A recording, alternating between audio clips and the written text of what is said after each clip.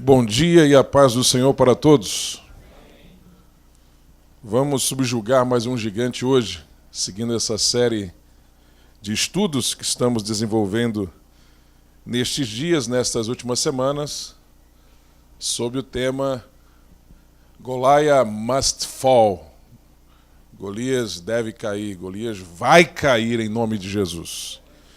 O tema que me foi proposto para hoje é vencendo a ira, derrubando a ira, subjugando a ira.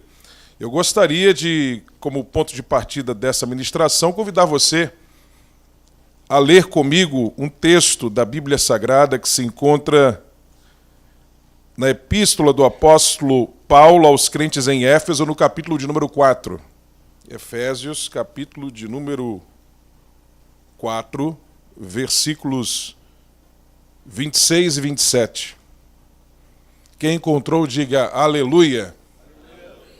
Diz a palavra de Deus: irai-vos e não pequeis, não se ponha o sol sobre a vossa ira, não deis lugar ao diabo. Você pode dizer amém por isso? Essas palavras de Paulo, que tratam do tema da nossa ministração de hoje dentro dessa série de estudos, está dentro daquela série de recomendações de Paulo a respeito da forma como nós devemos viver como servos do Senhor.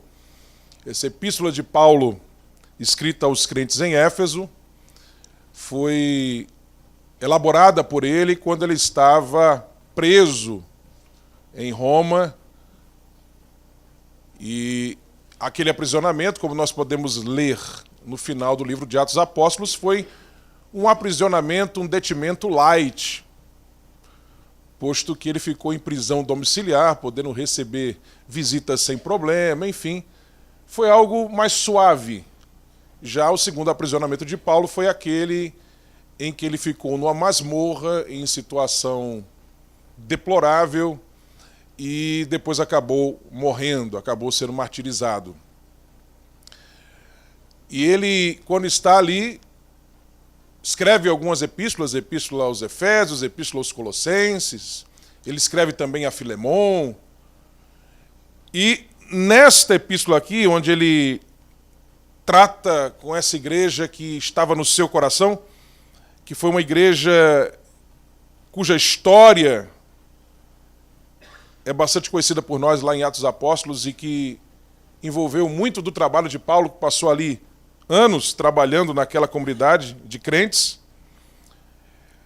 Ele começa essa epístola falando sobre as riquezas de estar em Cristo, os benefícios de estar em Cristo, e, por fim, ele fala sobre o dever que nós temos diante do fato de estarmos em Cristo, né?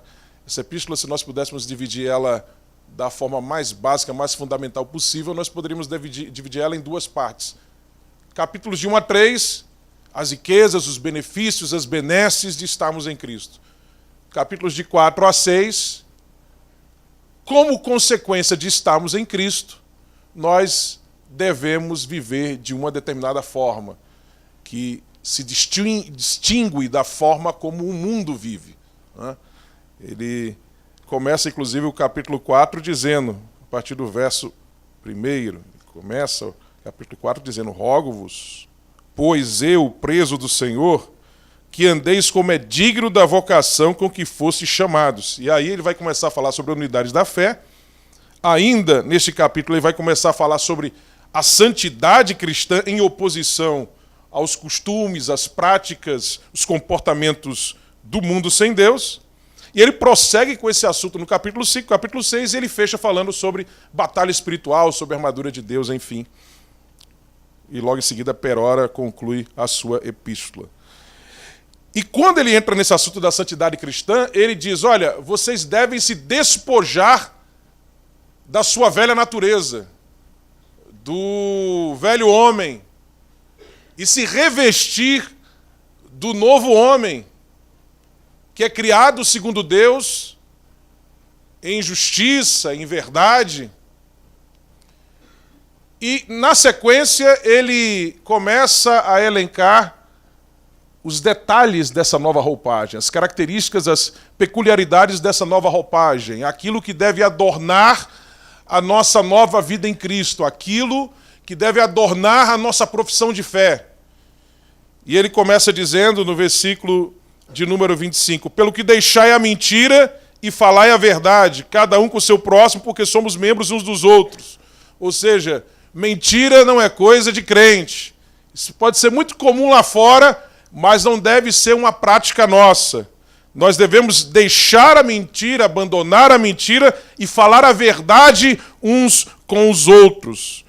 E aí, na sequência, ele fala, o texto que nós lemos, irai-vos e não pequeis.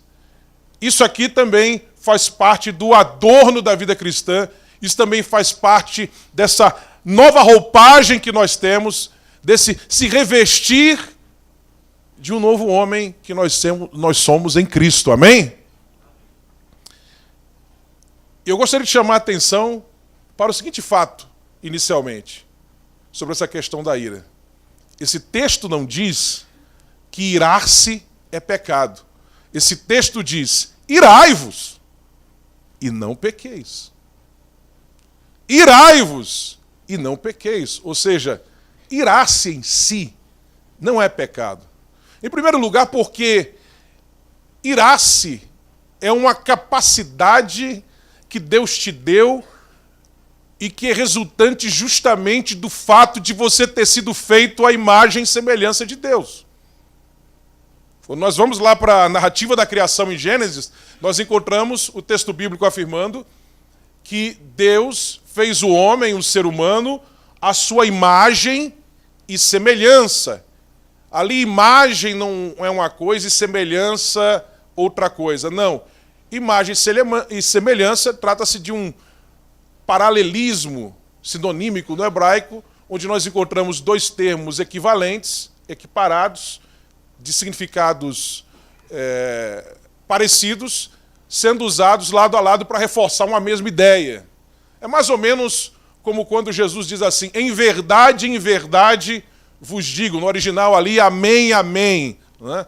Isso é muito comum no hebraico. Você tem o paralelismo antitético, quando uma palavra é colocada em oposição a outra, cujo significado é absolutamente oposto daquela primeira palavra, e nós temos o paralelismo sinonímico, quando dois termos sinônimos são colocados lado a lado para reforçar uma ideia. Isso é muito comum no hebraico.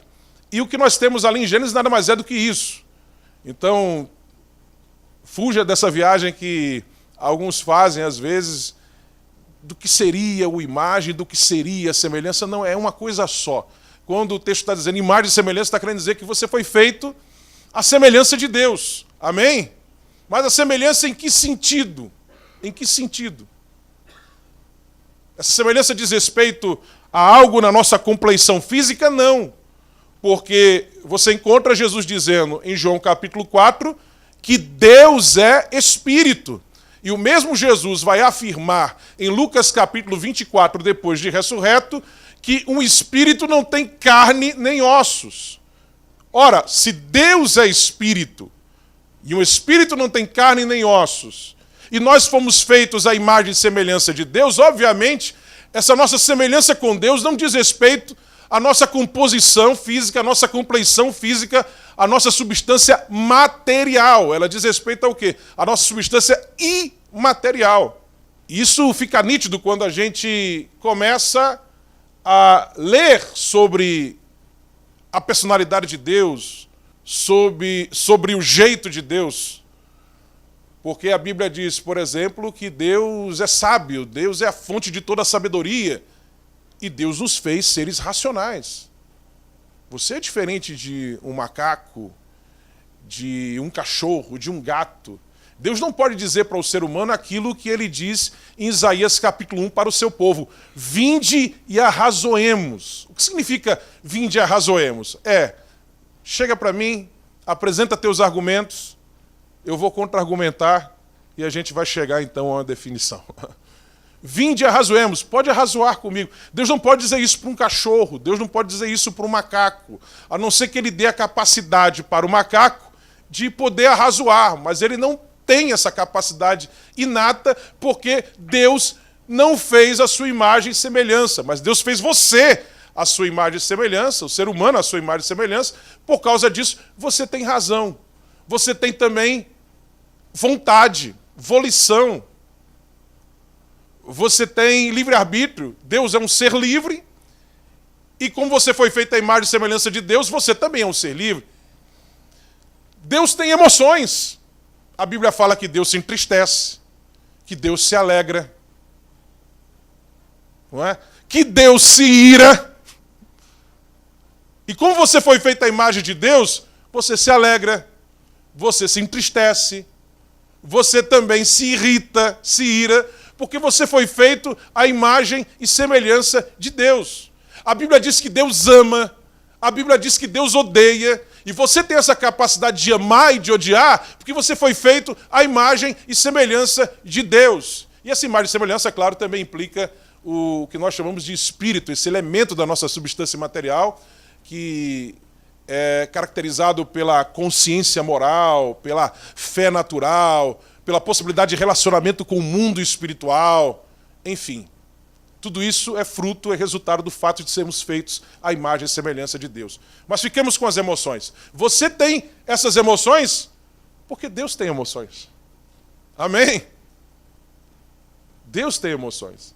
Então, entristecer-se não é mal em si. Ter a capacidade de se entristecer. Odiar não é mal em si. Ter essa capacidade de odiar. O que é errado? Errado é você odiar aquilo que não deve ser alvo do seu ódio. Errado é você se entristecer por coisas que não devem ser motivo para o teu entristecimento. Assim como a alegria e o amor, que nós de cara já atribuímos algo positivo a esses sentimentos, podem se tornar algo mal quando você se alegra por coisas que não devem ser motivo da sua alegria. Ou quando você começa a amar coisas que não devem ser alvo, objeto do seu amor. Ok? Então, isso significa dizer que todas essas capacidades que nós temos são positivas. Então, irar-se em si não é mal. Agora, o que é que o pecado faz? Pecado, na maioria das vezes em que esse termo aparece na Bíblia, tem o sentido de errar o alvo, ou seja, o pecado faz com que aquilo que foi criado por Deus com um determinado propósito tenha o seu propósito desvirtuado. Logo, Deus te criou com a capacidade de amar, mas para você usar esse atributo que você tem para algo de positivo, mas o pecado desvirtua o propósito desse atributo e você começa a amar coisas que não devem ser objeto do seu amor. Você tem a capacidade de se irar, de se indignar, de se revoltar. Agora, essa capacidade deve ser voltada para algo correto, que corresponda ao fato de Deus ter te criado com essa capacidade, que é boa, que é positiva em si. E a gente pode entender melhor isso quando a gente olha para como o próprio Deus se ira. Abra sua Bíblia em Romanos capítulo 1. Para onde a ira de Deus se direciona? Romanos capítulo 1, versículo 18. Diz Paulo: porque do céu se manifesta a ira de Deus sobre toda impiedade e injustiça dos homens, está no plural aqui, ou seja, está falando não só de indivíduos, mas de nações, enfim, que detém a verdade e injustiça. Ou seja, a ira de Deus se manifesta em direção ao quê? A impiedade e a injustiça. Então, se nós devemos ser como Deus é, ser de santos como eu sou santo, se devemos ser transformados pelo poder do Espírito, através do processo de santificação, lapidados, burilados, para sermos feitos conforme a imagem de Cristo, então nós devemos nos irar com coisas que são erradas. Com coisas que são injustas, ímpias. A iniquidade, a impiedade, a justiça deve nos levar à indignação. E equivocado, é absolutamente anti-espiritual você não se indignar diante da injustiça e da iniquidade. Essa é uma atitude revoltante. A revolta diante da impiedade e da iniquidade é que é saudável. Jesus se indignou. Você vai encontrar em Marcos, principalmente no Evangelho de Marcos, Jesus se indignando várias vezes. Mas se indignando por causa de quê? Da incredulidade, da impiedade, das coisas erradas. Quem é que não se lembra, por exemplo, do episódio da purificação do templo? Ali Jesus está indignado. A minha casa será chamada casa de oração. Mas vocês têm transformado ela num covil de ladrões e de salteadores. Então, a indignação em si, ela é algo positivo quando ela se manifesta em relação àquilo que é errado. Ok? Primeira coisa que a gente aprende. Segunda coisa é aquilo que nós encontramos lá em Mateus capítulo de número 5. A partir do verso 21. Ouvistes que foi dito aos antigos, não matarás, mas qualquer que matar será réu de juízo. Verso 22. Eu, porém, vos digo que qualquer que sem motivo, vou frisar aqui, sem motivo, se encolerizar contra seu irmão, será réu de juízo. E qualquer que chamar a seu irmão de raca, será réu do sinédrio. Sim, réu do sinédrio, porque se você chamasse alguém de raca, sem haver motivo para tal, você seria julgado pelo sinédrio e confirmado o fato de que você usou essa expressão para se referir ao seu irmão sem razão para isso, você seria condenado, seria penalizado. E qualquer que lhe chamar de louco será réu do fogo do inferno. Raca ou rara, enfim, é uma expressão que diz respeito à inutilidade, a algo vil, algo desprezível. Tem um sentido mais ou menos de lixo, quando você chama uma pessoa de lixo, né? Ou de inútil. Inclusive, quando você tem aquele texto de Jefté lá em Juízes, o termo que aparece lá é requim, dizendo que Jefté e aqueles outros lá eram marginalizados pela sociedade, eram considerados inúteis, é requim, de onde vai surgir essa palavra, né? De onde deriva essa palavra aí. Raca, né? Então, o problema não é você, é se irritar, mas qual o motivo da tua irritação?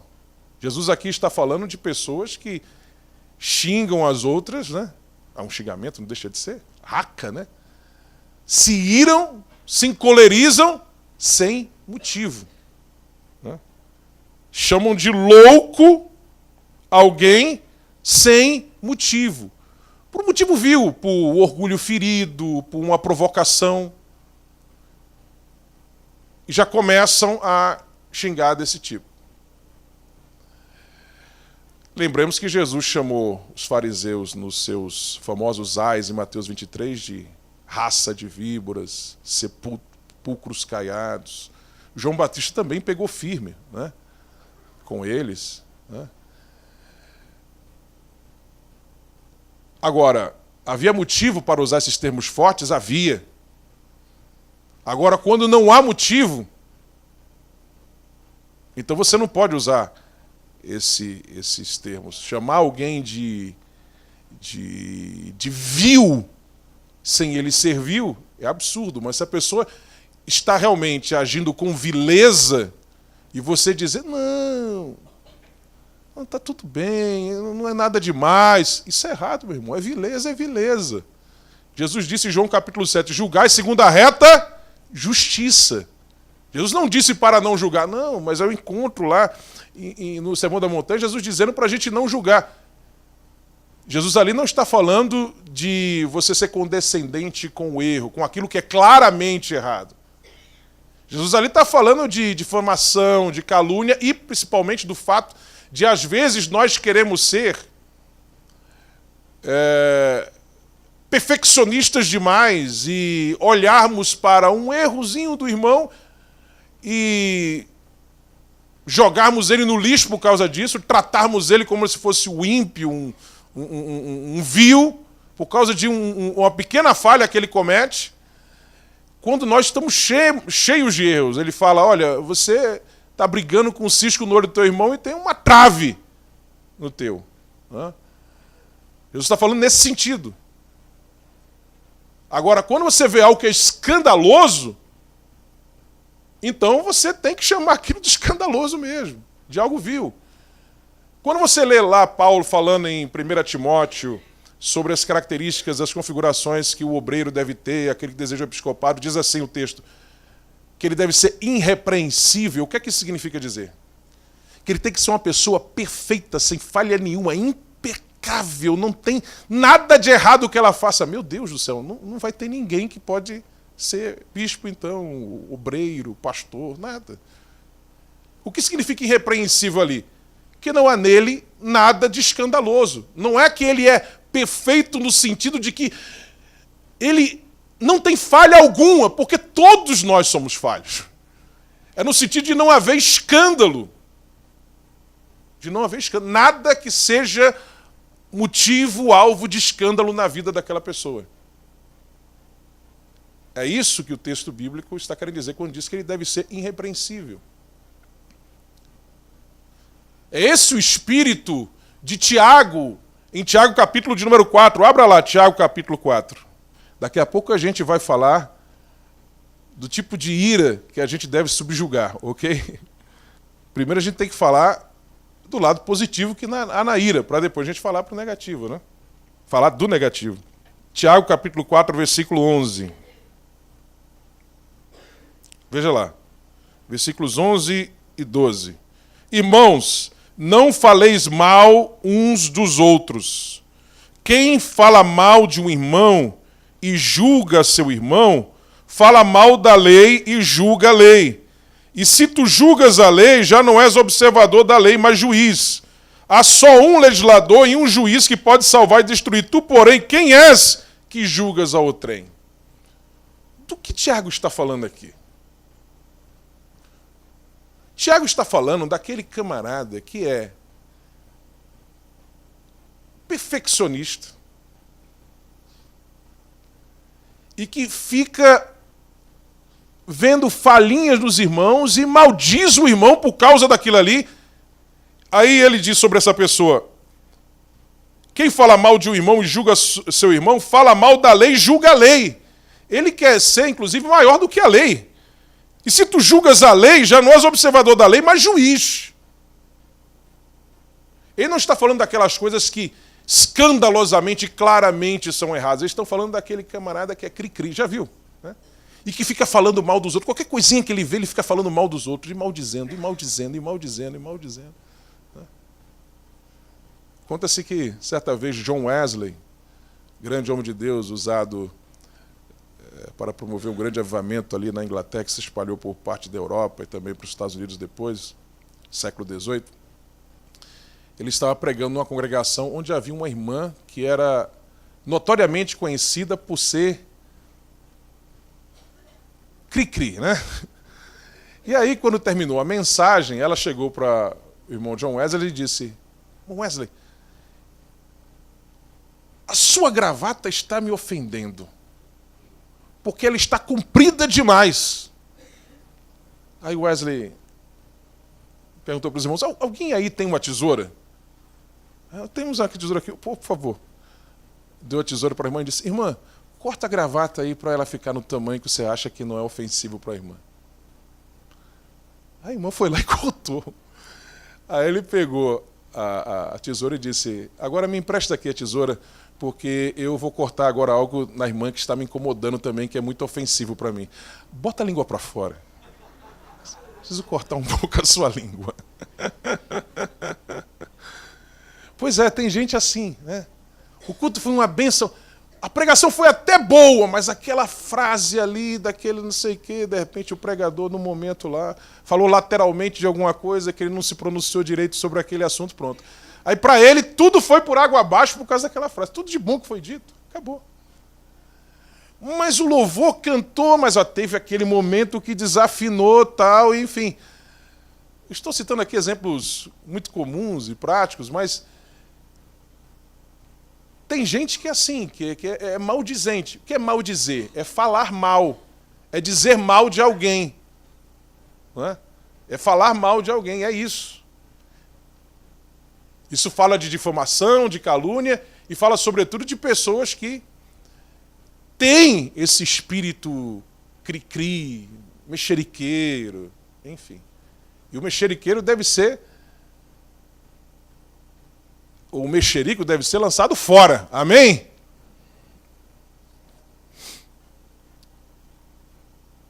Então, queridos, existe aquela ira que é uma ira santa. Mas há duas observações sobre a ira que nós devemos atentar. Veja que ele diz: irai-vos e não pequeis. Interessante que aqui ele está evocando Davi. Essa expressão está no Salmo de número 4. Davi lá diz, versículo 4, se não me engano. É um salmo curto, 8 versículos só. Irai-vos e não pequeis. Ele diz, perturbai-vos e não pequeis. Na versão da Septuaginta é que está irai-vos e não pequeis, e a versão que Paulo usa aqui é justamente a da Septuaginta, né? Mas não há contradição ali, porque o termo usado no hebraico para perturbar, ele em alguns momentos é usado na Bíblia para falar de tremer, né? Você vai encontrar inclusive essa expressão sendo usada para se referir até a abalos físicos, né? Mas ela é usada para tremer no sentido de tremer de medo, como por exemplo lá em Êxodo capítulo 15, quando Moisés no seu cântico fala que as nações, diante do que Deus fez pelo seu povo, aquelas pragas no Egito, aquilo tudo, iriam, aquelas pragas contra os egípcios, eles iriam tremer, estremecer de medo. Mas esse termo também aparece com o sentido de revolta, de ira, de furor, como por exemplo em 2 Reis capítulo 19, naquele episódio de Senaqueribe que cerca Jerusalém, quando Ezequias é o rei, e aí Deus usa o profeta para dizer que ele não temesse, e Deus diz assim, disse Senaqueribe, Senaqueribe, eu conheço o teu assentar, o teu deitar, o teu levantar, o teu furor contra mim.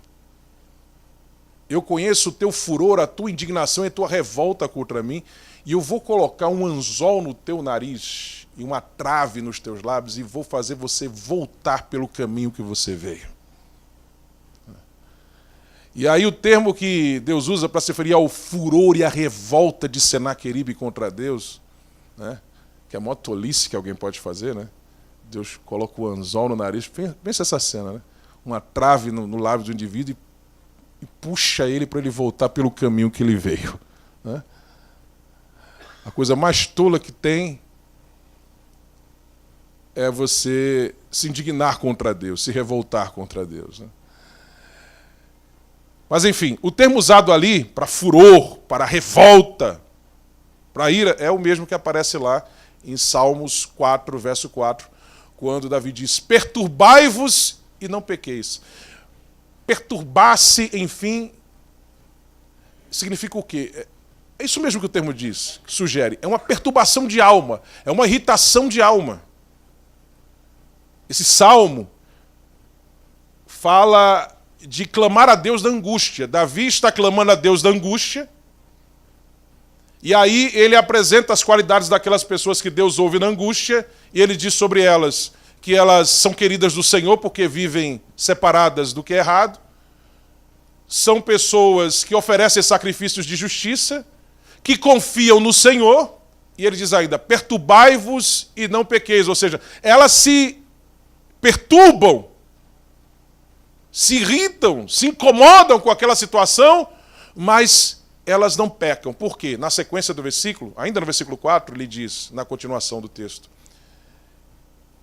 à noite, quando estão na cama, eles abrem o seu coração e desabafam ali, e depois se calam, vão dormir e a coisa passa, vira a página. Vira a página. É interessante que essa coisa aparece também aqui, no texto de Efésios 4, 26. Porque Paulo vai dizer, irai-vos e não pequeis, não se ponha o sol sobre a vossa ira. Ou seja, antes do dia terminar, ou quando o dia estiver terminando, esfria a cabeça, né? E não fica cultivando essa indignação. Ok? Logo, a ira que é pecaminosa é aquela ira, em primeiro lugar, por um motivo fútil, É o que Jesus disse, sem motivo, um orgulho ferido, uma provocação, uma coisa que não é motivo de você se indignar, inveja que causa ira, né? Você se lembra de Caim? Deus recebeu a oferta de Abel, não recebeu a dele. Ele se irou. Aí Deus se vira para ele e diz, por que você está irado com isso, Caim? Controla essa ira. Era um motivo fútil para ele se irar. Então, esse tipo de ira é pecaminosa, mas não só isso. O cultivar a ira, porque se você não souber controlar a ira, manter a ira sob um controle rígido, mesmo quando o motivo da indignação foi justo, você pode perder o controle e acabar pecando. Se entendeu? Diga amém. Então, a ira se torna pecado, em primeiro lugar, quando você se ira por coisas que não devem ser motivo da sua ira. Em segundo lugar, quando, ainda que o motivo seja justo, você perde o controle. Você deixa a ira crescer, se avolumar, se agigantar, e aí, diz Paulo, você vai dar lugar ao diabo. E ele diz, ele enfatiza, não deis lugar ao diabo, não dê brecha. Não dê brecha. Não deixe a ira tomar o controle de tudo. Não. Veja como Deus é paciente, compreensivo, né? Ele sabe que se irar é muitas vezes irresistível. Claro que se você estiver cheio do Espírito Santo numa determinada situação, você fica como que anestesiado. Podem chamar você do que quiser. Você está anestesiado ali, nada daquilo ali te toca nem nada. Mas Deus sabe que no natural, não estou dizendo natural você na carne, mas assim, no momento que você não está, vamos dizer assim, cheio, transbordando do Espírito, mas você é crente, servo de Deus, santo, Jesus vindo naquela hora, você vai subir, né? Mas você, no momento mais natural, vamos dizer assim, mais comum, diante de uma determinada situação, e até por motivos justos, você não tem sangue de barata, como se diz, né? Você vai se indignar, você vai se irar. Mas tudo tem que ter um controle. Amém? Tudo tem que ter um controle. Às vezes você tem que dizer algo a uma pessoa e o que você precisava dizer é dito, mas no tom errado. O que Paulo diz em Efésios capítulo 4, versículo 15? Ele diz, falai a verdade em amor. Veja, você está falando a verdade, mas é possível que você esteja falando a verdade sem amor.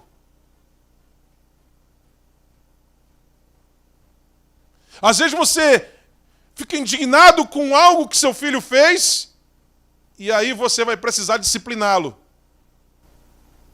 Mas quando você for disciplinar, espere primeiro esfriar um pouco a cabeça, porque vai que você, sob aquela raiva, daquele momento, você acabe, na hora de disciplinar, se excedendo. É melhor você deixar passar aquele momento, esfriar a cabeça, e quando você for disciplinar, você disciplina sem cabeça quente. Você acaba fazendo besteira. Isso não é só na disciplina dos filhos. Às vezes você tem que chamar a atenção de um funcionário. Às vezes você tem que chamar a atenção de alguém na igreja.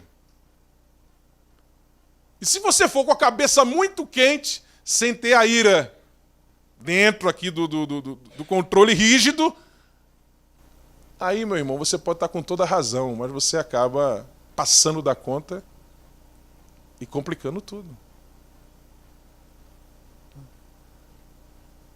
Exercite isso, né? Aquela coisa do respirar, né?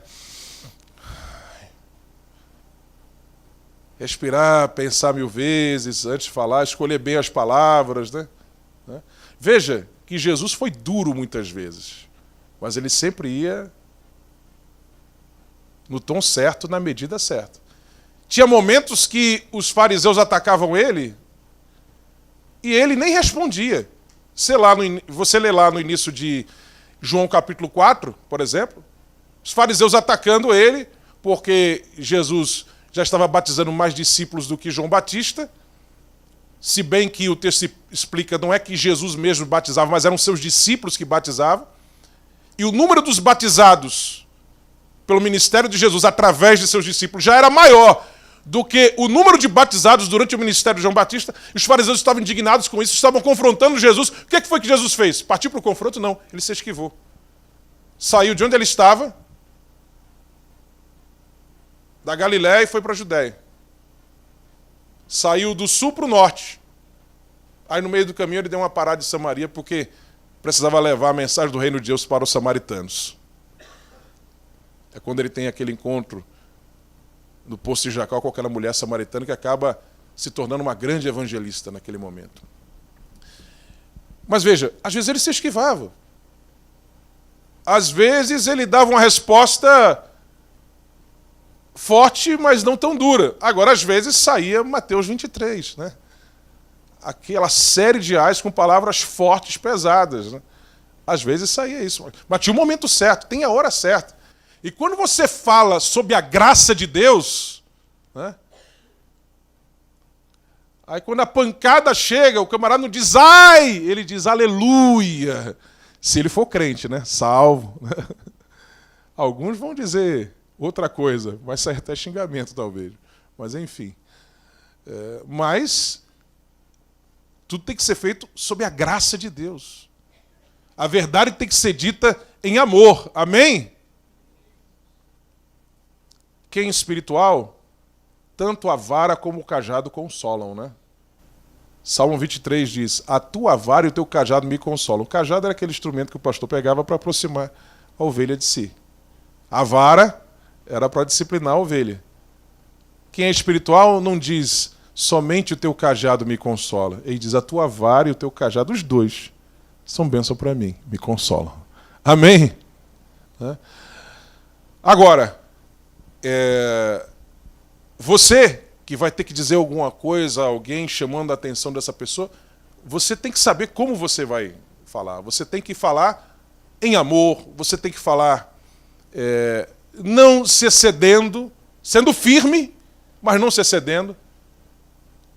E tudo isso o Espírito Santo de Deus é que vai, sobretudo, orientar você para que você possa fazer aquilo que você deve fazer da melhor forma possível, no tom certo, da forma certa. Amém?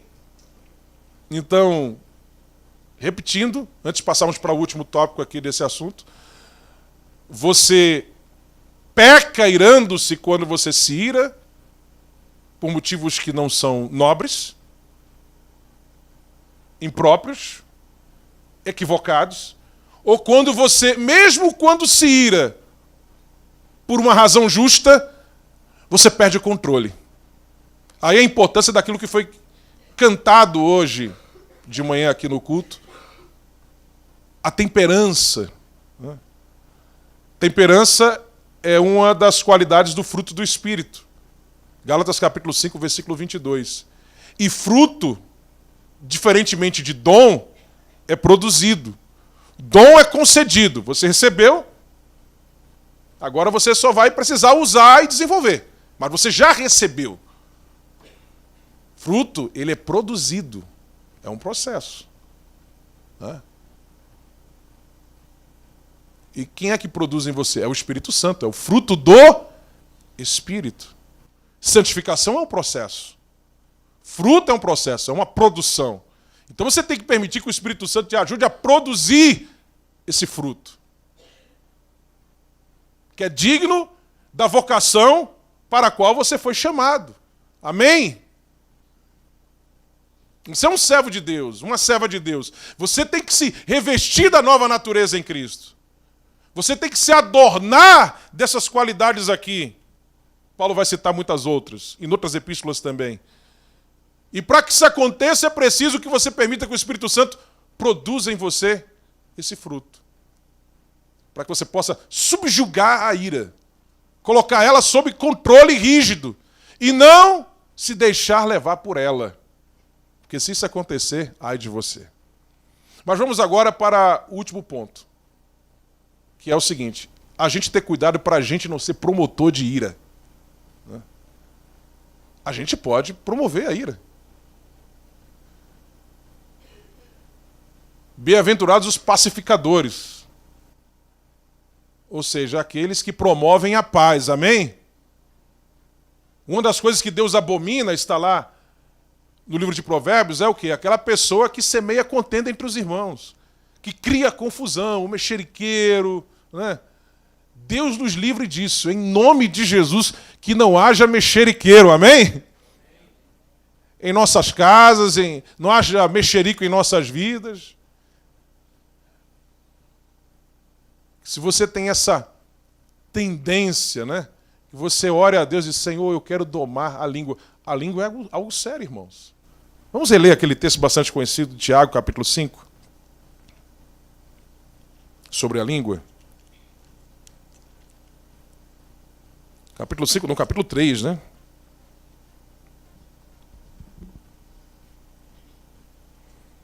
Versos 5 e 6. Assim também a língua é um pequeno membro mesmo.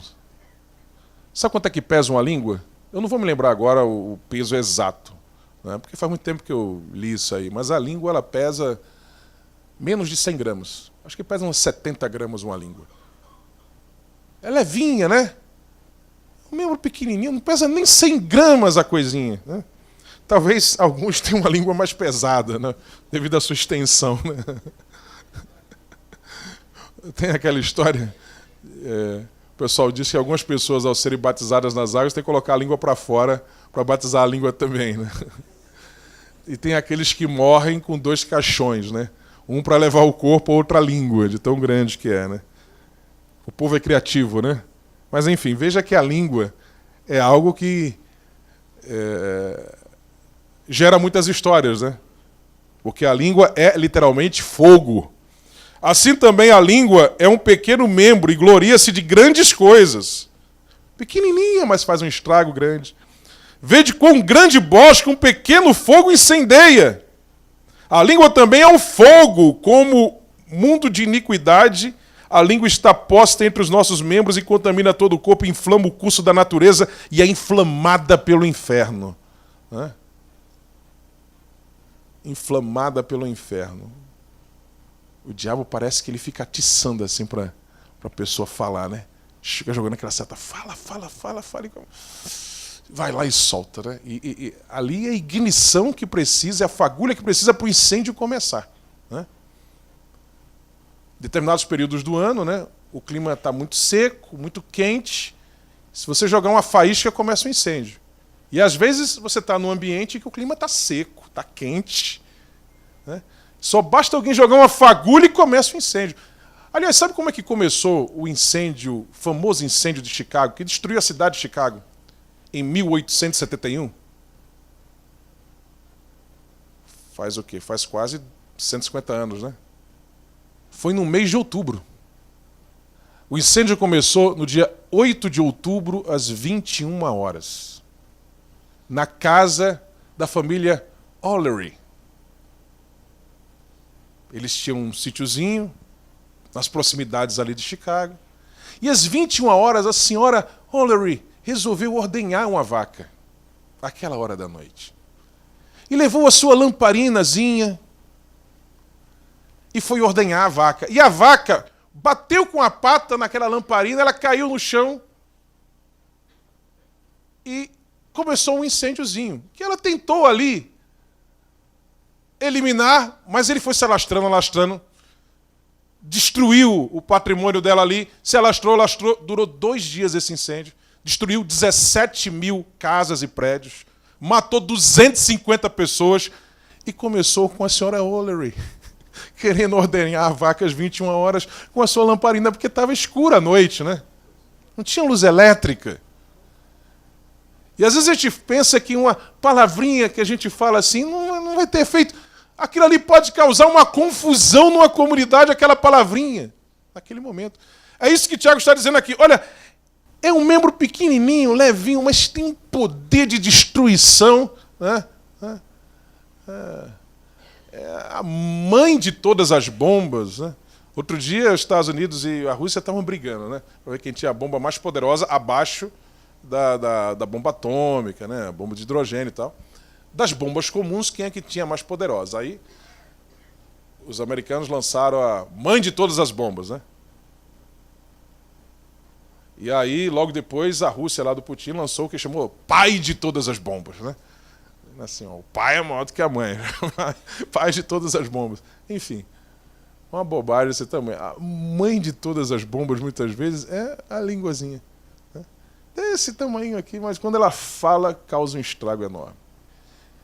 Então, em nome de Jesus, que nós oremos a Deus para que nos ajude a controlar a língua. Amém? Interessante que, quando há o batismo no Espírito Santo, né? Quando houve aquela efusão do Espírito em Atos 2, foram vistas línguas repartidas como que de fogo, né? Que pousaram sobre cada um deles, e todos foram cheios do Espírito Santo, e começaram a falar em outras línguas, conforme o Espírito concedia que falassem. O Espírito, ele quer dominar a sua língua, né? No batismo com o Espírito Santo, ele até produz uma nova linguagem ali. Ele leva você a falar uma linguagem que você não conhece. Né? Não conhece. Outro dia eu vi um testemunho de um irmão dizendo que havia um professor na escola, esse testemunho pode ser encontrado no YouTube, um professor na universidade dele, que é um dos poucos especialistas em siríaco antigo do Brasil, e que resolveu visitar um templo da Assembleia de Deus. Foi um templo da Assembleia de Deus lá em Recife. Se não me engano, foi o templo central mesmo em Recife. Igreja liderada pelo pastor Ailton José Alves. Aí teve um momento lá que o pessoal começou a falar em línguas estranhas. Aí um irmãozinho que estava do lado dele começou a prestar atenção. Esse cara está falando em aramaico perfeito. Né? E aquele irmão está falando em aramaico, mas não sabia nada de aramaico, é um irmão muito simplesinho, é porque Jesus encheu ele no espírito, e ele está falando em aramaico, e sabe o que ele dizia? Agora não vou me lembrar exatamente, mas ele dizia mais ou menos assim, acho assim, você precisa aceitar Jesus hoje, você precisa aceitar Jesus hoje, você precisa aceitar Jesus hoje. Deus usando o irmão em aramaico para o camarada que estava do lado dele, evangelizando ele, o irmãozinho nem sabia, mas o indivíduo estava ali, né? E ouviu ele sendo usado, aquele irmão aramaico, que ele não entende nada de aramaico. Isso é o Espírito Santo de Deus, amém? Que faz isso. Mas o Espírito Santo quer controlar a sua língua, né? Se você permitir, ele vai te ajudar. E é um dever nosso sermos cheios do Espírito Santo, né? E, inclusive, uma das formas de se manter cheio do Espírito Santo, diz Paulo em Efésios, e aqui eu estou encerrando agora, é falando entre vós com salmos, hinos e cânticos espirituais, cantando e salmodiando ao Senhor do vosso coração, dando sempre graças por tudo a nosso Deus e Pai, em nome do nosso Senhor Jesus Cristo, sujeitando-vos uns aos outros no temor de Deus, ou seja, louvor, cultivo da gratidão a Deus, reconhecimento de que nós dependemos uns dos outros e devemos ser mais compreensivos uns com os outros e ajudarmos uns aos outros.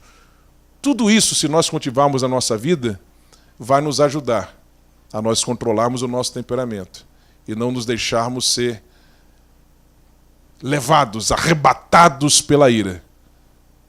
Seja nos momentos em que ela vem por um motivo fútil, seja nos momentos em que ela vem por um motivo correto, mas se manifesta de forma excessiva.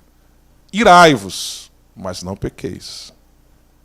Não se põe o sol sobre a vossa ira. Amém? Em nome de Jesus, que nós assim o façamos, para que nós possamos dizer como Davi, vou terminar voltando para o Salmo 4, né? Ele diz assim, ele termina o seu Salmo 4 dizendo o seguinte. Salmo 4, versículo de número 8. Em paz também me deitarei e dormirei, porque só tu, Senhor, me fazes habitar em segurança. Amém? Se irritou durante o dia, Esfria a cabeça e dorme em paz. Esquece, vira a página e dorme em paz. E se algum irmão tem algo contra você, como é que diz Mateus capítulo 5, vá lá e se reconcilie com ele. Mas se ele não quiser, Romanos 12, se depender de vós, tende paz com todos. Se depende de você, então vá lá e acerte isso. Não espere o outro tomar iniciativa. Seja proativo. É isso que Deus orienta a gente a fazer. É isso que deve ser feito. Agora, se você perdoa aquela pessoa, se você pediu perdão àquela pessoa, e mesmo assim aquela pessoa é resistente e não quer se reconciliar, mas aí agora fica com ela e Deus. Mas você vai continuar orando por ela, orando pela vida dela e sem guardar ressentimento. Amém? Deus muda temperamentos. Deus muda temperamentos. Lembre-se dos filhos do trovão, Tiago e João. Se lembra deles? Eles eram chamados de filhos do trovão. Trovão é algo que assusta, não assusta?